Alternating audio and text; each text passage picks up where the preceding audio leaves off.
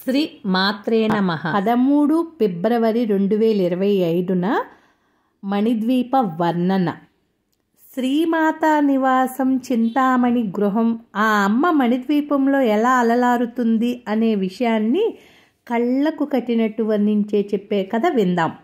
దేవీ భాగవతంలో వర్ణితమై ఉంది. నూతన గృహ ప్రవేశ శుభ సందర్భాలలో తరతరాలుగా మణిద్వీప వర్ణ పారాయణం చేస్తూ ఉండటం ఓ ఆచారంగా వస్తుంది. పరదేవత అయిన శ్రీ మాత ఆ ప్రపంచాన్నంతటినీ పరిరక్షిస్తుంది. ఆమె నిత్యం నివసించే గృహమే చింతామణి గృహం. అది మణిద్వీపంలో ఉంటుంది. సర్వలోకోత్తమోత్తమైన ఆ మణిద్వీపాన్ని స్మరిస్తే చాలు సర్వ పాపాలు నశిస్తాయని దేవీ భాగవతం 12వ స్కందం వివరిస్తుంది. దుష్ట శిక్షణ శిష్ట రక్షణ చేస్తూ జగత్తనంతటినీ పాలించే ఈ భువనేశ్వరి మాత నివసించే చింతామణి గృహము 1000 స్తంభాల మండపాలతో విరాజిల్లుతుంటుంది. ఇలాంటి మండపాలు 4 ఉంటాయి. శృంగార మండపము, ముక్తి మండపం, జ్ఞాన మండపం, ఏకాంత మండపం అనే వాటికి పేర్లు. కోటి సూర్య ప్రభలతో అవి నిత్యం ఎల్లప్పుడూ ప్రకాశిస్తూ ఉంటాయి. వాటి చుట్టూ కాశ్మీరం, మల్లిక, కుందవనాలు అలలారుతుంటాయి.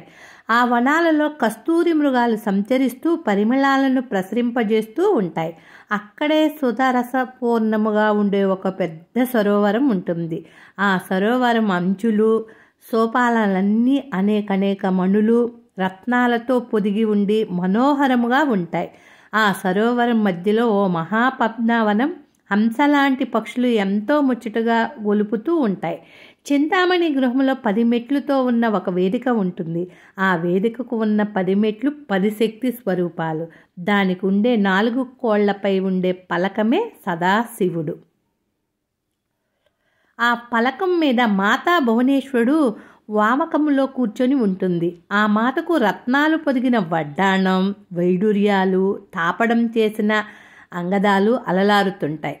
శ్రీచక్ర రూపంలో ఉన్న తాటంకాలతో శ్రీమాత ముఖపద్మం కళకళలాడుతూ ఉంటుంది సదా ఎల్లవేళలా.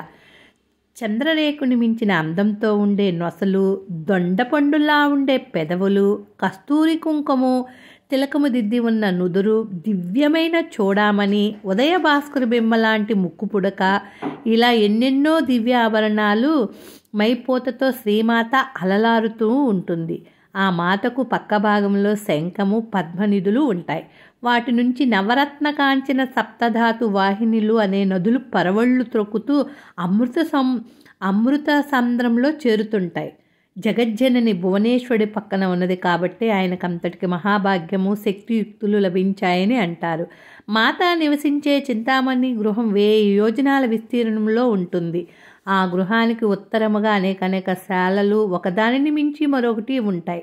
ఇవన్నీ ఆ అమ్మ శక్తి ప్రభావంతో అంతరిక్షంలో ఏ ఆధారము లేకుండా వేలాడుతూ ఉంటాయి.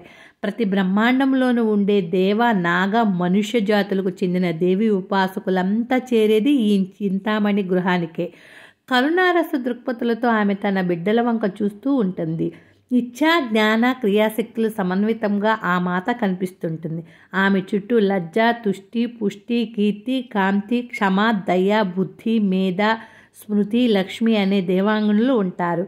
జయ, విజయ, అజిత, అపరాజిత, నిత్య, విలాసిని, అఘోర, మంగళ, ద్రోగ్ధి అనే 9 పిఠాశక్తులు జగన్మాతను నిరంతరము ఎల్లప్పుడూ చేవిస్తూ ఉండటం కనిపిస్తుంది. కేవలం దేవి ఉపాసకులకే కాక నిరంతరార్చన తత్పురుషులకు కూడా ఇక్కడ స్థానం దొరుకుతుంది. ఈ ప్రదేశంలో మరో గొప్ప తనమేమిటంటే పాలు, పెరుగు, నెయ్యి, తేనె, ద్రాక్ష, నేరేడి, మామిడి, చెరుకు రసాల జీవనదులు ఎల్లప్పుడూ ప్రవహిస్తూ ఉంటాయి. కోరికలు తీర్చే మహత్తర వృక్షాలు ఇక్కడ ఎన్నెన్నో. ఈ ప్రాంతంలో ఉండేవారికి కామ, క్రోధ, లోభ, మోహ, మద, మాత్సర్యాలు ఉండవు. అంతా నిత్య యవ్వనంతో ఆనందంతో ప్రకాశిస్తూ ఉంటారు. వారంతా భువనేశ్వరి మాత నిరంతరము భజిస్తూ ఉంటారు. దేవతలంతా ఇక్కడికి వచ్చి అమ్మవారికి నిత్యం సేవలు చేస్తూ ఉంటారు. అమ్మ నివసించే మణిద్వీపము, అందులోని చింతామణి గృహము ఒక్కోసారి ఒక్కో విధంగా పవిత్ర కాంతులను వెదజల్లుతూ ఉంటాయి. ఐశ్వర్యానికి, యోగానికి అన్నిటికీ అది పరమావధి. జగత్తునంతటిని తానే యుగయుగాలుగా పాలిస్తున్న ఆ జగన్మాత చిద్విలాసం దేవీ భాగవతంలో ఇలా కనిపిస్తుంది. తన భక్తులకు బాధ కలిగిందని తెలిసినప్పుడల్లా తానే స్వయంగా ముందుకు వచ్చి దుష్ట శిక్షణ చేస్తుండే ఆ పరాంబిక ఎక్కడుంటుంది అని ఎవరికైనా కలిగే సందేహమే ఆ సందేహానికే సమాధానమిస్తూ మణిద్వీపంలో ఉండే చింతామణి గృహంలో ఉండే ఆ శ్రీమాత గురించి ఈ కథ సందర్భం ఇలా వివరించి చెప్పింది. మణిద్వీప వర్ణ చింతామణి గృహవర్ణాలు వింటేనే సకల పాపాలు నశిస్తాయని భక్తికోటి నమ్మకం. మణిద్వీపం బ్రహ్మలోకానికి పైన ఉంటుంది. దీనిని సర్వలోకమని కూడా అంటారు. మణిద్వీపం కైలాసం, వైకుంఠం, గోలోకం కంటే శ్రేష్టముగా విరాజిల్లుతుంటుంది. మణిద్వీపానికి 4 వైపులా అమృత సముద్రం విస్తరించి ఉంటుంది. ఆ సముద్రంలో శీతల తరంగాలు, రత్నాలతో కూడిన సైకత ప్రదేశాలు.